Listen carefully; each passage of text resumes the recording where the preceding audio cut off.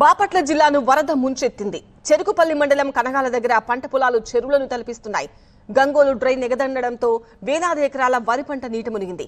జాతీయ రహదారి చుట్టూ వరద నీరు చేరింది. గూడవల్లి పాంచాలవరం చుట్టూ వరద నీరు చేరింది. దీంతో రైతులు ఆందోళన చెందుతున్నారు. మరింత సమాచారం టీవీ9 స్పెషల్ కరెస్పాండెంట్ నాగరాజు అందిస్తారు.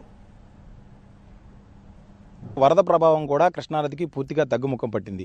అయినప్పటికీ కూడా బాపట్ల జిల్లాలోని అనేక గ్రామాల్లో ఇంకా వరద నీరు ఏ విధంగా ఉందో, ఎంత విలయతాండవం చేస్తుందో ప్రస్తుతం మనం విజువల్స్లో చూడవచ్చు.